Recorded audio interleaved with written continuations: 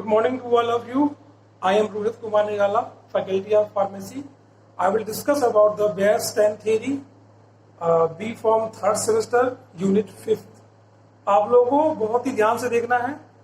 Unit 5th में बहुत ही easy हमारे चैप्टर्स हैं. बेयर्स-स्टैन थ्योरी है, कोल्सन-मॉफेट कॉन्सेप्ट है, सचेस वॉर कॉन्सेप्ट है. ये सारे के सारे कॉन्सेप्ट ओनली स्टेबिलिटी के लिए.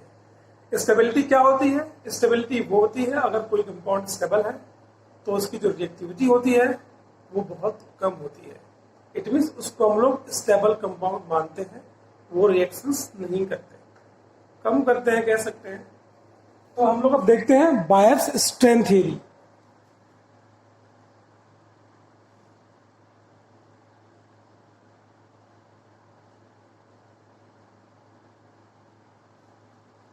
बायर्स-स्टैन थ्योरी को बायर्स ने, इनका जो पूरा नाम है एडोल्फ बायर. इनका नाम क्या है? Adolf buyer.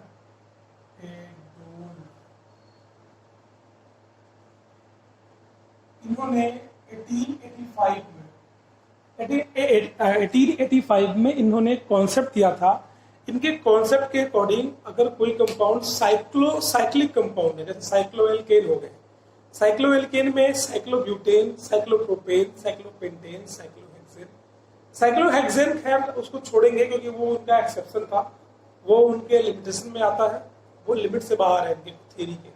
तो हम लोग बात करेंगे साइक्लोप्रोपेन, साइक्लोब्यूटेन और साइक्लोपेंटेन की बात करेंगे, जिन्होंने इस थ्योरी को समझाया. इस थ्योरी के माध्यम से समझाया कि कोई कंपाउंड अगर वो साइक्लिक है तो स्टेबल कैसे है, और कंपेयर करके बताया कि इन तीनों में से ज्यादा स्टेबल कौन होगा. रीजन क्या है? रीजन में उन्होंने ये बताया अगर किसी कंपाउंड में स्ट्रेन ज्यादा होगा, स्ट्रेन का मतलब हम लोग तनाव से समझेंगे, तनाव, खिंचाव, टेंशन अगर ज्यादा होगा तो वो कंपाउंड हमारा स्टेबल कम होगा. ये चीज हम लोग रियल लाइफ में भी किसी भी स्टूडेंट्स, फैकल्टी, कोई भी है, किसी के ऊपर अप्लाई कर सकते हैं. अगर उसके मन में बहुत तनाव है, बहुत टेंशन है, तो उस इंसान का काम करने में मन नहीं लगता, वो कहीं और रिएक्शन करने लगता है, आपस में लड़ता भिड़ता, फाइटिंग भी करता है. तो इसलिए उस इंसान को, या कह सकते हैं उस स्टूडेंट्स को, फैकल्टी को, या फिर उस कंपाउंड को हम लोग अनस्टेबल मानते हैं. तो हम लोग बात करेंगे इसी तनाव की, इसी टेंशन की बातें करेंगे, जिसको बायस ने अपने थ्योरी से समझाया है. किसके लिए? साइक्लो एल्केन्स के लिए. तो देखते हैं. First of all cycloalkane क्या होते हैं? Cycloalkane, cycloalkane means cyclic compound. It means की that is called propane and the propane is the cycloalkane. So 1 2 3 3 carbon cyclic, cyclopropane. Cyclobutane 4 carbon cyclic, cyclobutane.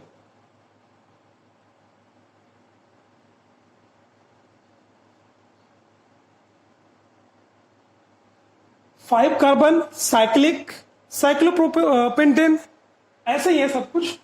तो अब बायस ने बताया कि इनमें सबसे अधिक स्टेबल कौन है, सबसे ज्यादा रिएक्टिव कौन है. इस थ्योरी के माध्यम से हम लोग यही पता करेंगे.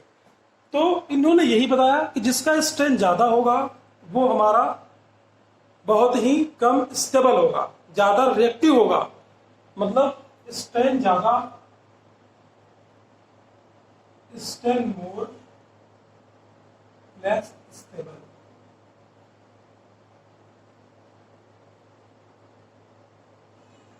High reactive, high reactive. अगर स्ट्रेन ज्यादा है तो स्टेबिलिटी उसकी कम होगी और उसकी जो रिएक्टिविटी होगी वो ज्यादा होगी. तो हम लोग स्ट्रेन को कैसे पता करेंगे? तो हम लोग पहले पता करेंगे स्ट्रेन. तो स्ट्रेन पता करने के बाद जिसमें ज्यादा स्ट्रेन होगा वो हमारा स्टेबल कम हो जाएगा. तो हम लोग पहले लेते हैं साइक्लोप्रोपेन को. तो हमने ये बनाया, that is called the cyclopropane. ये जो कार्बन है, साइक्लोप्रोपेन में 3 कार्बन, 3 कार्बन में हाइड्रोजन तो होंगे ही बैलेंसिंग के लिए.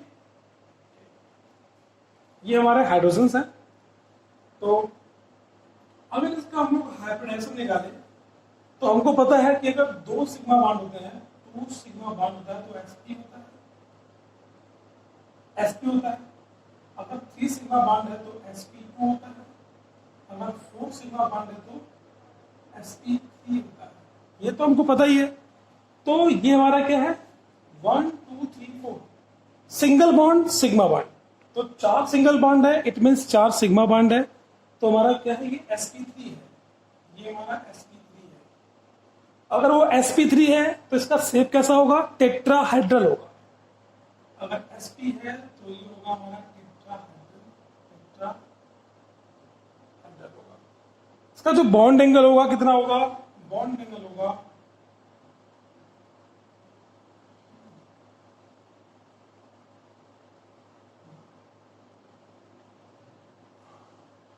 109 डिग्री 28 मिनट, इसका बॉन्ड एंगल ये होगा। तो अब हम लोग इसके बारे में बात करेंगे। तो बायर्स ने अपने थ्योरी में यही बताया, अगर कोई कंपाउंड sp3 है तो उसका जो बॉन्ड एंगल होगा 109.28 मिनट होगा। तो वो इसी कंडीशन पे स्टेबल होता है, स्टेबल रहता है ना। लेकिन हम लोग इसमें देखते हैं ट्रायंगल में क्या देखते हैं हम लोग, ये देखते हैं साइक्लोप्रोपेन में कि ये sp3 है, लेकिन इसका जो बॉन्ड एंगल है वो क्या है, 60 है, 60 डिग्री है इसका बॉन्ड एंगल, 60 डिग्री है।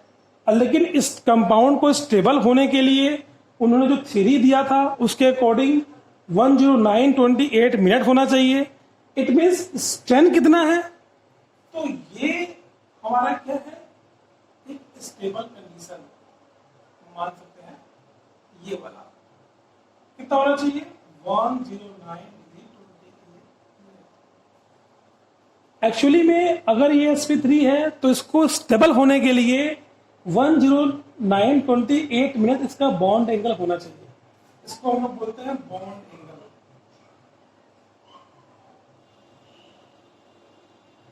ये बोला चाहिए, लेकिन इतना तो है नहीं।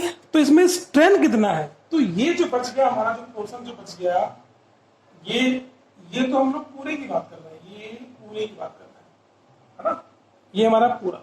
अब ये जो बच गया हमारा, ये जो एंगल बच गया, इसको हम लोग क्या बोलते हैं, एंगल स्ट्रेंथ बोलते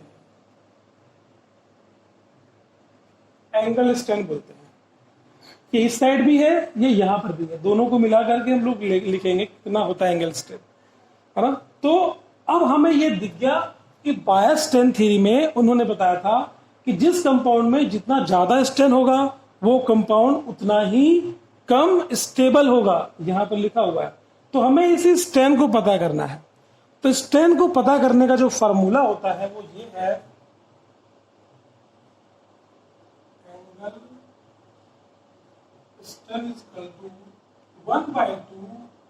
अब ये जो पूरा एंगल है 109 डिग्री 28 मिनट माइनस कर दो 60।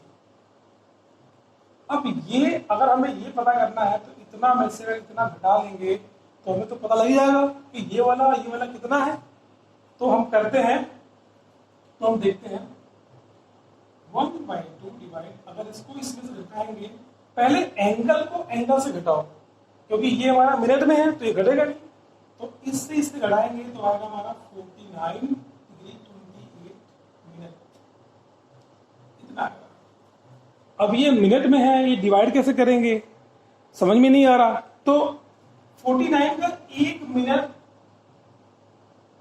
Is equal to 1 degree, sorry यार, 1 degree is equal to 60 minute, ये तो हम पता है ना। तो 1 डिग्री का कम कर दो, 48 कर दो। अगर हम कर देंगे 1/2 48 डिग्री, ये जो 28 मिनट है इसको 60 जोड़ दो तो 08 अभी कोई दिक्कत नहीं है। ये 48 है, ये 88 है। अब ये 2 से बड़े प्यार से डिवाइड हो जाएगा। तो अगर हम लोग डिवाइड करेंगे तो कितना जाएगा, 2 to the 4 2 4 4 4। अब ये हमारा हो गया, मतलब इसका जो एंगल स्ट्रेंथ हो गया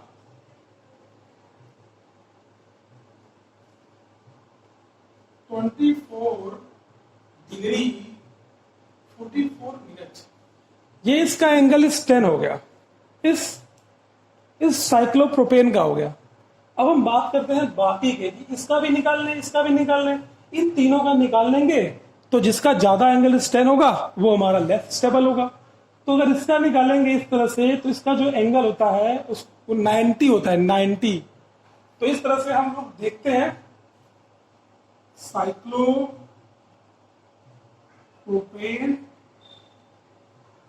साइक्लोब्यूटेन,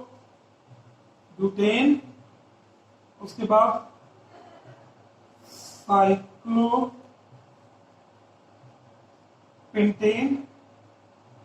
साइक्लोहेक्सेन। इनके जो बॉन्ड एंगल होते हैं,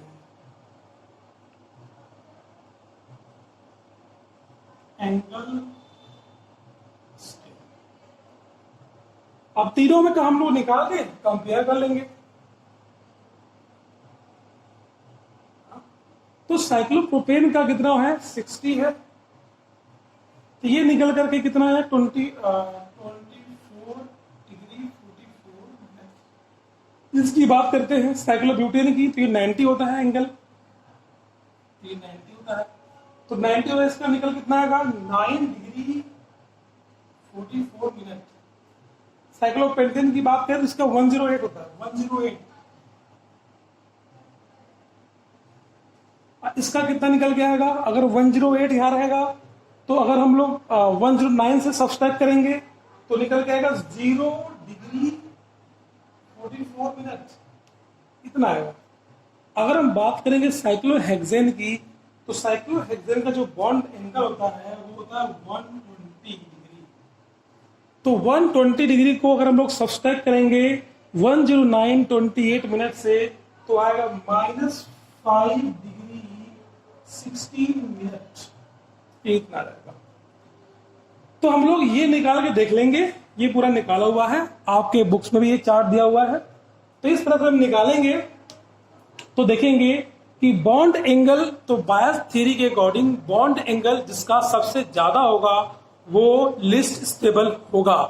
तो बॉन्ड एंगल हमारा साइक्लोप्रोपेन का 24 है, ये ज्यादा है, फिर ये है, फिर ये है, फिर ये है। इट मीन्स कि इन तीनों में ये वाला कंपाउंड हमारा ज्यादा लेस स्टेबल कंपाउंड है, मोर रिएक्टिव कंपाउंड है। यही हमारा बायस स्ट्रेंथ थ्योरी है। जो बायस स्ट्रेंथ थ्योरी है वो साइक्लोहेक्सेन पे आके फेल हो जाता है, क्योंकि साइक्लोहेक्सेन में जो ये है सब माइनस में आते हैं। तो माइनस में आने की वजह से अब इसके बाद अगर ये जैसे ही आगे बढ़ता जाएगा तो ज्यादा अनस्टेबल होता भी जाएगा, अनस्टेबल भी होगा। लेकिन कुछ कंपाउंड ऐसे भी हैं जो कार्बन बढ़ने के बाद भी स्टेबल होते हैं।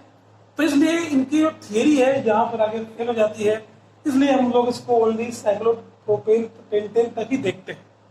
ठीक है, ये है हमारा बायस स्ट्रेंथ थ्योरी। ये वेरी वेरी इंपॉर्टेंट है, बी फॉर्म 3rd सेमेस्टर के एग्जाम में कंफर्म आएगा ये। Thank you very much.